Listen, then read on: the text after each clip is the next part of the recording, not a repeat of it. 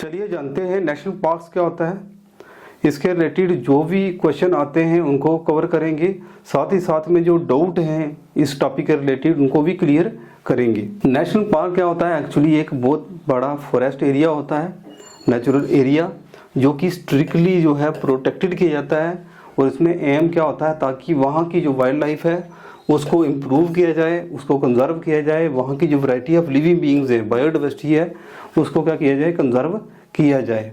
तो national parks में क्या चीज़ हम नहीं कर सकते, जो स्ट्रिक्टली प्रोहिबिटेड है वो है कि वहाँ डेवलपमेंट नहीं कर सकते, वहाँ पर किसी तरह की प्लांटेशन नहीं कर सकते, वहाँ poaching, illegal collection of plants and animal जो मटेरियल है वो नहीं कर सकते, हंटिंग नहीं कर सकते, वहाँ ग्रेजिंग नहीं कर सकते, जो कि बिल्कुल स्ट्रिक्टली जो है प्रोहिबिटेड होते हैं नेशनल पार्क में। लेकिन नेशनल पार्क जो है एक्चुअली क्या है, ये मोड ऑफ एक तरह का कंजर्वेशन है जो कि वाइल्ड लाइफ को की जाती है। तो कंजर्वेशन ऑफ बायोडाइवर्सिटी होता क्या है? बायोडाइवर्सिटी तो हो गया वैरायटी ऑफ लिविंग बीइंग्स, और कंजर्वेशन ऑफ बायोडाइवर्सिटी में क्या होता है कि हम क्या करते हैं, प्रोटेक्शन करते हैं लिविंग बीइंग्स की, वैरायटी ऑफ जो लिविंग बीइंग्स हैं उनकी प्रोटेक्शन करते हैं, उनकी रिस्टोरेशन करते हैं, उनका मैनेजमेंट करते हैं लिविंग बीइंग का, वैरायटी ऑफ जो लिविंग बीइंग्स होते हैं विद डिराइव सस्टेनेबल बेनिफिट्स, ताकि उसमें लॉन्ग टर्म जो हैं बेनिफिट्स लिए जा सकें बायोडाइवर्सिटी से, वाइल्ड लाइफ से, चाहे वो फिर प्रेजेंट टाइम के लिए हो या फिर फ्यूचर के लिए।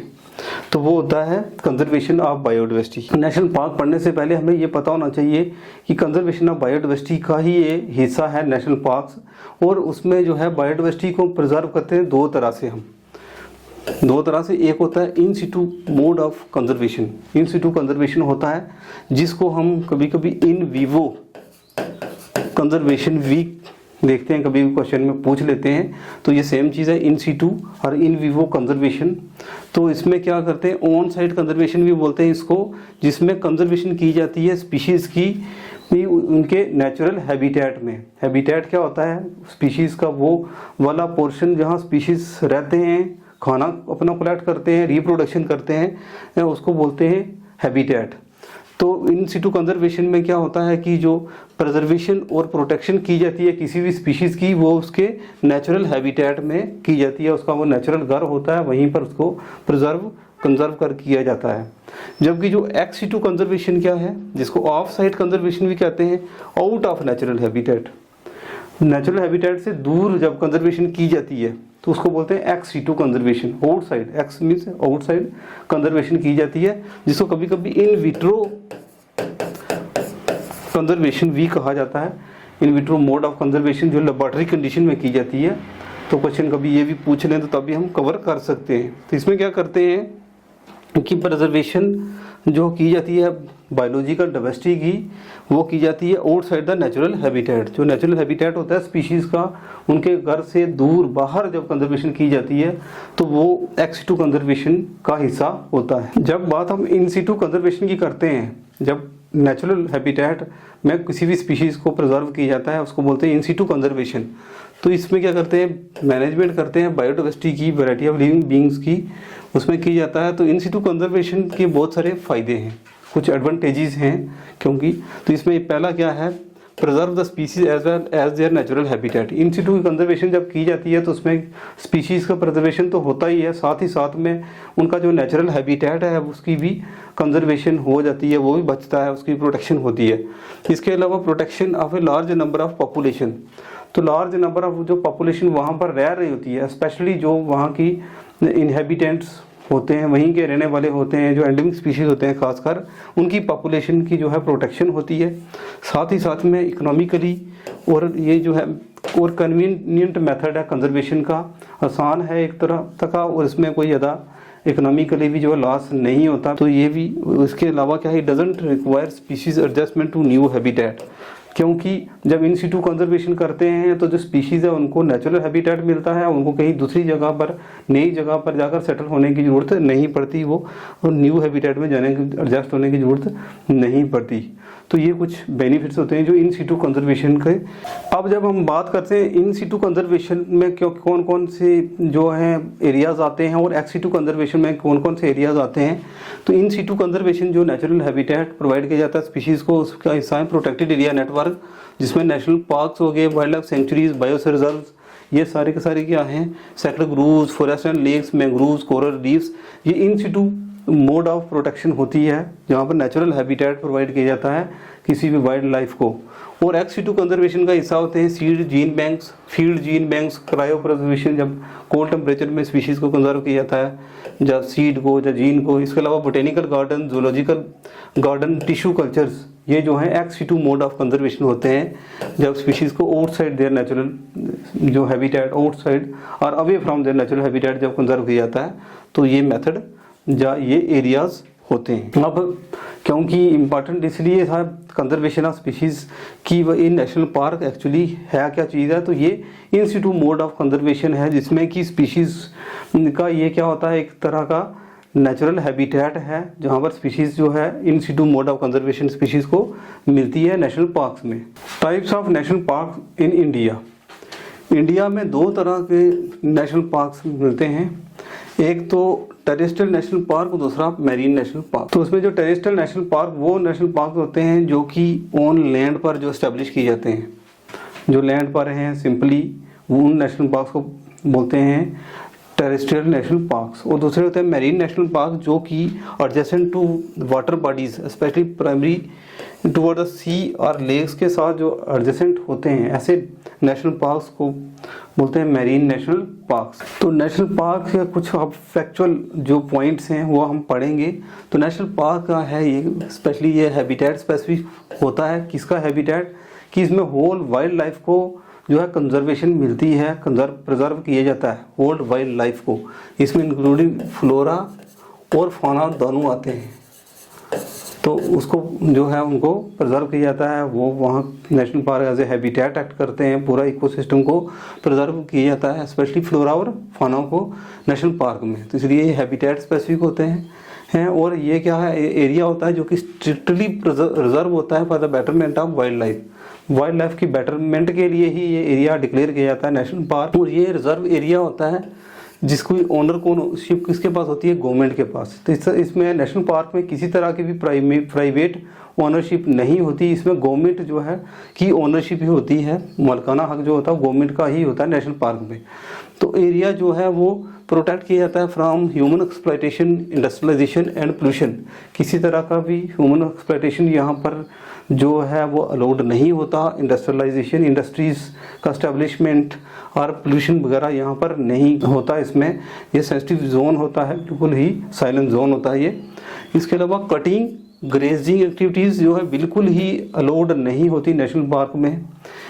इसमें जो नेशनल पार्क में एक प्रॉपर बाउंड्री मार्क होती है, जैसे कोई नेशनल पार्क है तो पूरा एक बाउंड्री मार्क होगी उसका पूरा एरिया, और उसके अंदर जो है अंदर फिर वो है फेंसिंग होगी प्रॉपर, और वो नेशनल पार्क का जो एरिया होता है प्रॉपर फेंस्ड होता है, उसकी बाउंड्री होती है। और इसके बाउंड्री के अंदर किसी परमिशन लिए बगैर यहाँ पर एंटर नहीं किया जा सकता। Any type of private ownership rights यहाँ पर एग्जिस्ट नहीं करते नेशनल पार्क में। और नेशनल पार्क जो है कैटेगरी आते हैं under protected area declare under wild life protection act 1972। 1972 में वाइल्ड लाइफ प्रोटेक्शन एक्ट जो है वो बना था, उसके अंडर जो है इस नेशनल पार्क को डिक्लेयर किया जाता है, इस्टेब्लिश किया जाता है। और इसमें क्या है, IUCN की अगर कैटेगरी देखें तो category second type of protected area है। International union of conservation of nature and natural resources, जिसका बोलते हैं शॉर्ट फॉर्म में IUCN। तो IUCN की कैटेगरी सेकंड में आते हैं प्रोटेक्टेड एरिया, सेकंड में ये आते हैं नेशनल पार्क्स। तो नेशनल पार्क जो है लगभग कवर करते हैं 1.35% of geographical area of India. India की बात करें तो 1.35% एरिया जो है वो कौन कवर करता है, नेशनल पार्क करते हैं। ओनली अप्रूव्ड पर्सन जो है नेशनल पार्क में जा सकता है, जिसको अप्रूवल मिला है, परमिशन मिली है, वही पर्सन जो है नेशनल पार्क में एंटर कर सकता है बाई शोइंग विजिटर टिकट। एक तो उसके पास जो है विजिटिंग जो है वो टिकट्स होनी चाहिए, टिकट काउंटर वहाँ बने होते हैं, वहाँ से टिकट मिलती है, वहाँ पर फिर एक जा सकते हैं। और जा फिर एक अप्रूव्ड लेटर मिलता है जो वाइल्ड लाइफ वार्डन देता है, उसके थ्रू ही ये नेशनल पार्क में विजिट किया जा सकता है। ऐसे परमिशन के बगैर नेशनल पार्क में विजिट करना मना है, पूरे तरीके से रोक। जैसे ये नेशनल पार्क देख रहे हैं हम, गिर नेशनल पार्क है, उसका गेट देख रहे हैं, तो इस गेट से ही एंटर करना है जब कोई विजिट करेगा वहाँ पर। लेकिन उसके लिए उससे पहले कोई टिकट लेनी पड़ेगी। अगर कोई गया है, कोई टूरिस्ट गए हैं, तो वो टिकट लेकर अंदर जाएंगे और एक एरिया होगा डिमार्केटेड, उसी एरिया में घूम पाएंगे। प्लस जो है अगर कोई रिसर्च के लिए भी जा रहा है तो उसके लिए भी क्या है, इसी गेट से जाएगा, लेकिन उसको परमिशन लेकर जाना होगा।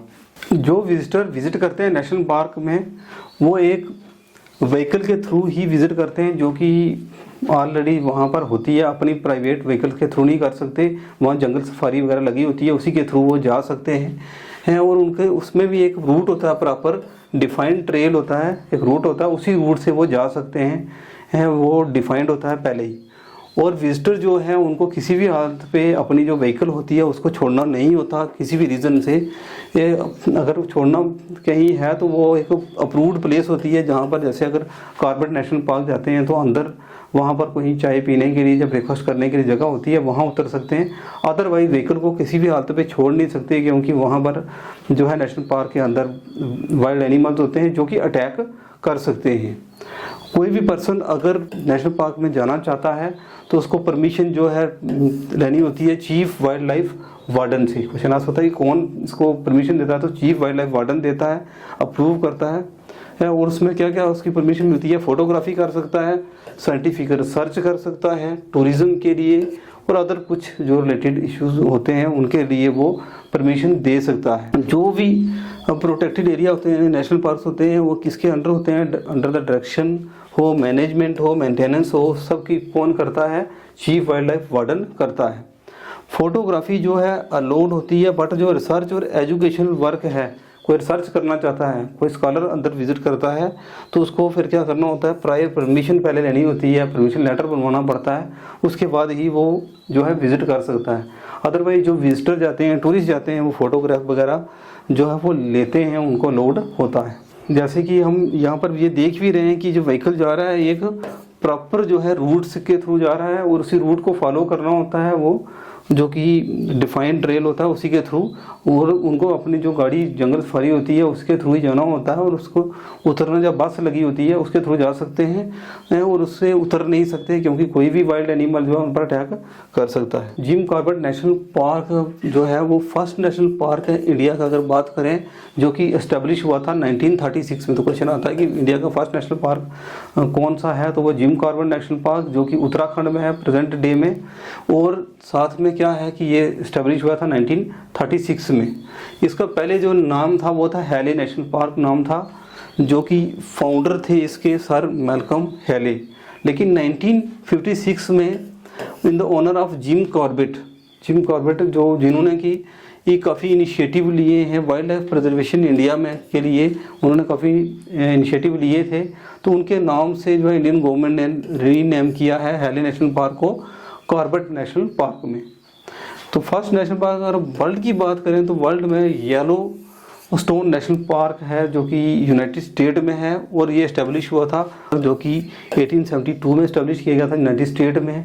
ये फर्स्ट नेशनल पार्क है जो कि वर्ल्ड का। और इंडिया की अगर बात करें तो इंडिया में ये है कॉर्बेट नेशनल पार्क, जो कि 1936 में इस्टेब्लिश किया गया था, इंडिया का फर्स्ट नेशनल पार्क है। तो इस समय प्रेजेंट टाइम में इन 2024 में 106 नेशनल पार्क्स हैं इंडिया में एज ऑफ, जो कि ऐसे तो डाटाबेस के हिसाब से 2023 से डाटा लिया गया है, डाटाबेस है। और टोटल एरिया जो ऑक्यूपाइड करते हैं वो 44,378 स्क्वायर किलोमीटर, जिसका परसेंटेज वैसा आता है 1.35% of the total area of India के हिसाब से ये कवर करते हैं नेशनल पार्क। और नेशनल पार्क की लिस्ट, ईयर ऑफ एस्टेब्लिशमेंट और कौन सी जो है वाइल्ड लाइफ एग्जिस्ट करती है, वो विकीपीडिया से, जब हम कम्पिटिटिव एग्ज़ाम का तैयारी कर रहे हैं तो टाइम से टाइम जो है वो चेंज होता रहता है। इसका नंबर भी और भी नए नए नेशनल पार्क एस्टेब्लिश हो रहे हैं, डिक्लेयर किए जाते हैं। गवर्नमेंट के द्वारा, तो इसलिए उसको हमें क्या है विकिपीडिया से जो कि डाटा को अपडेट करते रहते हैं, वहाँ से भी उसको लिस्ट को देख लेना चाहिए और वहाँ पर प्रॉपर दिया भी है कौन सी वाइल्ड लाइफ भी वहाँ पर एग्जिस्ट करती है। विकिपीडिया के अलावा जो है इंफॉर्मेशन जो है नेशनल पार्क के रिलेटेड, बायोस्फीयर या वाइल्ड लाइफ सेंचुरीज के रिलेटेड जो है ministry of environment and forest की जो ऑफिशियल वेबसाइट है moef.government.in से भी जो है मिल सकती है लेटेस्ट इन्फॉर्मेशन। अगर कम्पिटिटिव एग्जाम में जा रहे हैं तो कोई भी लेटेस्ट चेंजेस हुई हो तो वहाँ पर मिल सकती है। इसके अलावा india.government.in से भी जो है ये इन्फॉर्मेशन मिल सकती है। अगर हम कुछ और फैक्चुअल डेटा की बात करें तो इंडिया में 5 नेशनल पार्क थे टिल 1970, लेकिन 1972 में वाइल्ड लाइफ प्रोटेक्शन एक्ट आया और उसके बाद बहुत सारे एरियाज़ को national park, wild life sanctuary और बायोस्फीयर रिजर्व डिक्लेयर किया गया। तो सितंबर 2023 तक जो है लगभग 106 नेशनल पार्क हैं इंडिया में, जो कि टिल 2024 तक। और largest national park of India की अगर बात करें तो हेमिस नेशनल पार्क जो कि लद्दाख में है, वो है जिसका एरिया है 4400 square kilometre. Smallest national park की बात करें अगर इंडिया में भी क्वेश्चन आ जाता है तो है south button island national park जो कि अंडमान एंड निकोबार आइलैंड पर है। इसके साथ ही फर्स्ट मैरीन नेशनल पार्क जो है वो गल्फ ऑफ कच्छ में नेशनल पार्क है, जो कि फर्स्ट मैरीन नेशनल पार्क जो डिक्लेयर किया गया गल्फ ऑफ कच्छ में क्वेश्चन आ सकता है। इसके अलावा फ्लोटिंग नेशनल पार्क जो कि वर्ल्ड का एक ही जो फ्लोटिंग नेशनल पार्क है वो है केबल लमजाओ नेशनल पार्क जो कि मणिपुर में है इंडिया में, वो है फ्लोटिंग नेशनल पार्क। और अगर north east Greenland national park की बात करें तो ये वर्ल्ड में सबसे बड़ा नेशनल पार्क है, उसका नाम है north east Greenland national park जो कि वर्ल्ड में है। उसका एरिया लगभग इतना स्क्वायर किलोमीटर है ये वाला। तो ये हम पिक्चर जो देख पा रहे हैं ये cable Lamjao floating national park है जो कि मणिपुर में है, फ्लोटिंग नेशनल पार्क। और स्पेशली जो है संगाई एक जो है ये एनिमल है जिसको जो है कंजर्व किया जाता है। इसके अलावा जो है एडिशनली क्या है कि जो नेशनल पार्क होते हैं वो नेशनल पार्क जब डिक्लेयर कर दिए जाते हैं तो उनकी डिमोशन नहीं होती, वो क्योंकि जो है वाइल्ड लाइफ सेंचुरी में कन्वर्ट नहीं होते हैं, उनकी प्रमोशन हो सकती है, डिमोशन नहीं होती। वाइल्ड लाइफ सेंचुरी जो है नेशनल पार्क में कन्वर्ट कर दी जाती है, लेकिन नेशनल पार्क कभी भी जो है वो सेंचुरी नहीं बनते। तो ये है। इसके अलावा इनको डिक्लेयर करता है federal government, central government as well as state government जो है वो डिक्लेयर करती है नेशनल पार्क को क्रिएशन के लिए। होवेवर जो है ये अथराइज्ड जो बॉडी होती है वही रेजोल्यूशन पास करती है और उसके रेजोल्यूशन के अकॉर्डिंगली ही जो है कोई अल्टरनेशन हो सकती है। स्टेट की जो बॉडी होती है अगर वो कुछ अल्टरेशन करे तो उनका रेजोल्यूशन पास होगा तब हो सकता है, अदरवाइज नेशनल पार्क में किसी तरह का भी अल्टरेशन नहीं हो सकता। Largest number of national park की बात करें तो वो है 11 और स्टेट है मध्य प्रदेश। तो मध्य प्रदेश एमपी में सबसे ज़्यादा नंबर ऑफ नेशनल पार्क हैं अगर स्टेट की बात करें। और अगर एरिया वाइज देखें तो राजस्थान में सिर्फ 5 नेशनल पार्क हैं, लेकिन एरिया जो कवर करते हैं नेशनल पार्क राजस्थान में वो ज़्यादा करते हैं किसी और स्टेट से। तो इसमें राजस्थान में ही जो सेकंड लार्जेस्ट नेशनल पार्क है वो भी पाया जाता है जिसका नाम है desert national park. Among states की बात करें तो पंजाब में 2024 तक कोई भी नेशनल पार्क नहीं है। पंजाब ऐसी स्टेट है जिसमें कोई भी नेशनल पार्क नहीं है। और अगर यूटी की बात करें तो Andaman and Nicobar has 9 national park. Andaman Nicobar में 9 नेशनल पार्क हैं, जम्मू एंड कश्मीर में 4 नेशनल पार्क हैं, लद्दाख में जो है वो 1 नेशनल पार्क है। जबकि जो Chandigarh, Dadar and Nagar Haveli, Daman and Diu, Delhi, Lakshadweep and Puducherry ये ऐसी यूटी हैं, यूनियन टेरिटरीज हैं जिनमें कोई भी नेशनल पार्क नहीं है, ये जो वाली हैं। और एज पर द डेटाबेस रेमोना नेशनल पार्क जो है वो लेटेस्ट एडिशनल नेशनल पार्क की लिस्ट में अगर आता है तो लास्ट वाला जो डिक्लेयर किया गया है वो रेमोना नेशनल पार्क है जो डिक्लेयर किया गया है। There are total 6 marine national park हैं इंडिया में। अगर मैरीन की जैसे हमने पढ़ा कि 2 तरह के नेशनल पार्क हैं, लैंड पर जो है वो टेरेस्ट्रियल नेशनल पार्क और जो एडजेसेंट टू सी या लेक्स के एडजेसेंट में हैं वो है मैरीन नेशनल पार्क। और इंडिया में कितने हैं? 6 मैरीन नेशनल पार्क हैं। जब हम विकिपीडिया में जाते हैं तो स्टेट वाइज कितने नंबर ऑफ नेशनल पार्क हैं वो भी आ जाता है, एक बार इसको भी हमें जाना चाहिए। जैसे अंडमान निकोबार में स्टेट वाइज और यूनियन टेरिटरी वाइज देखें तो अंडमान एंड निकोबार आइलैंड की जो यूटी है उसमें 6 नेशनल पार्क है, नवरंग नेशनल पार्क।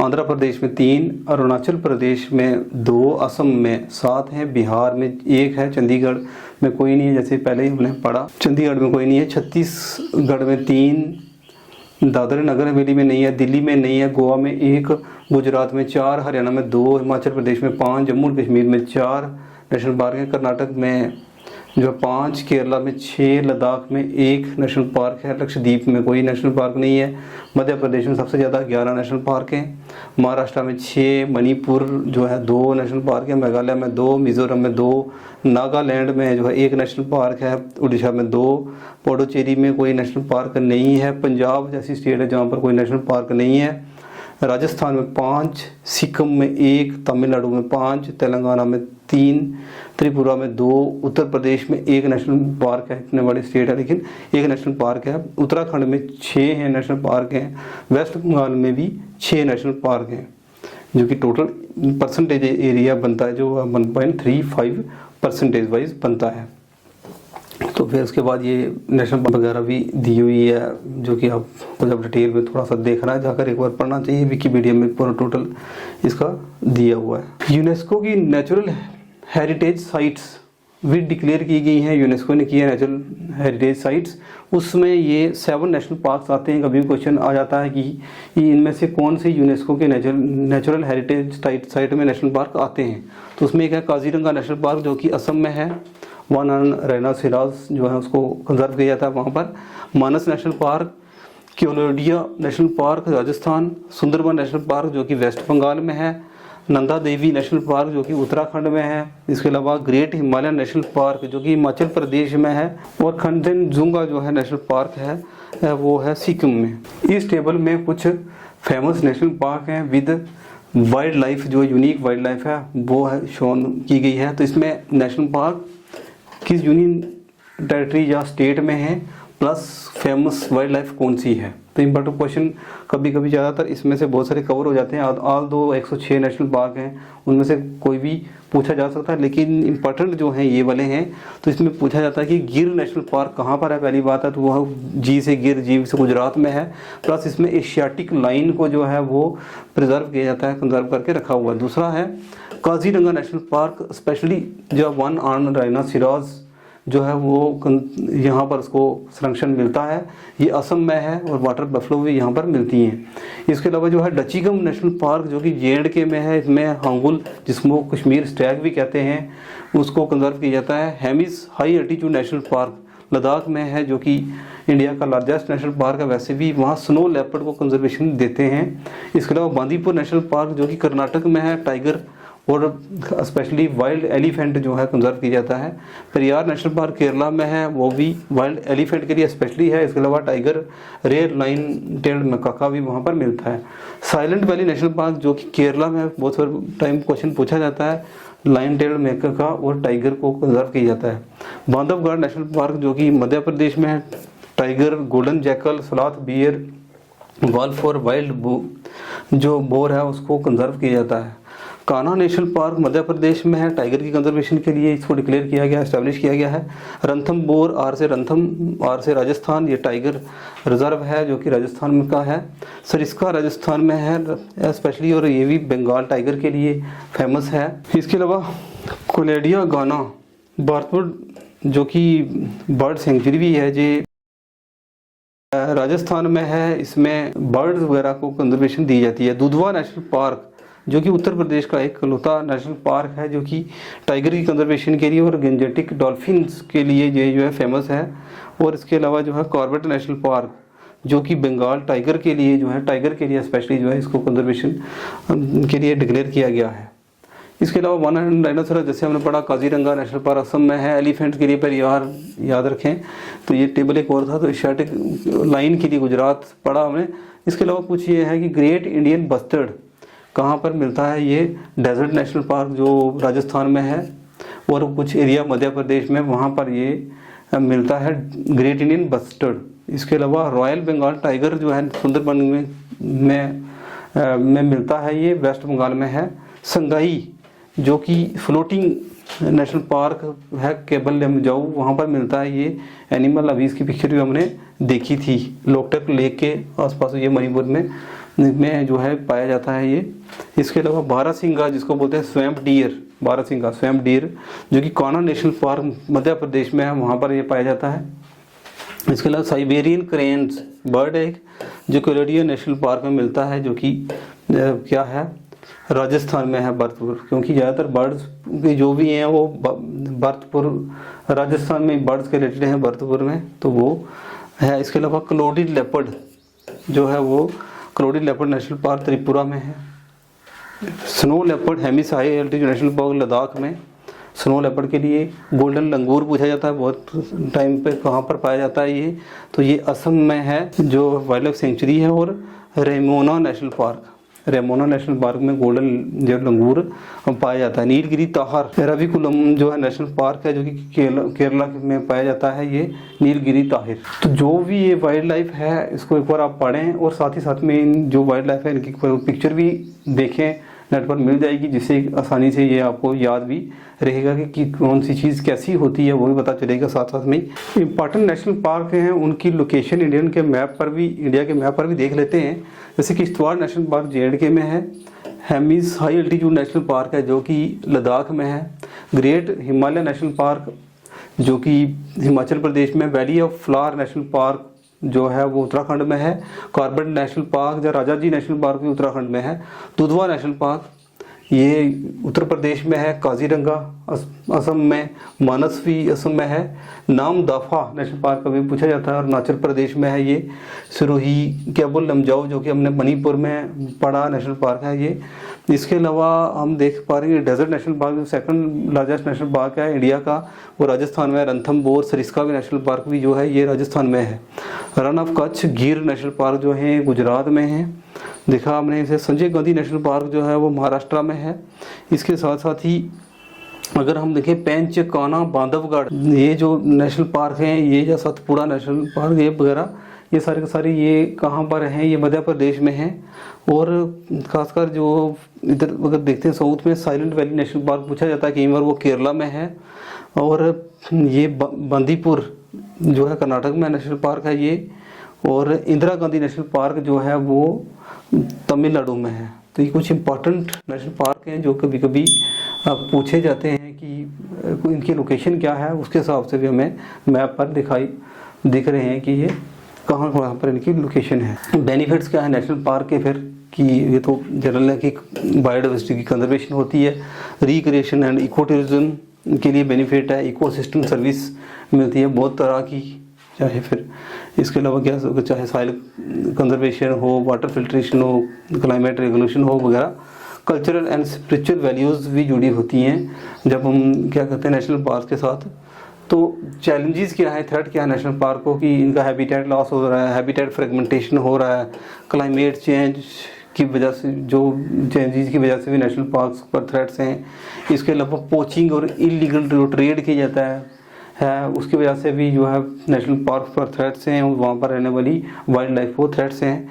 इसके अलावा अनसस्टेनेबल जो टूरिज़्म को सस्टेनेबल ही नहीं कर रहे हम, इको टूरिज़्म को छोड़कर जो इन्वायरमेंटल फ्रेंडली को छोड़कर कर रहे हैं, उसकी वजह से भी वहाँ पर जो वेस्ट जनरेट होता है, बाकी चीज़ें हैं वो भी सीधा सीधा वहाँ पर नेशनल पार्क में वाइल्ड लाइफ पाई जाती है उस पर इफ़ेक्ट पड़ता है। तो these are few challenges. Thank you.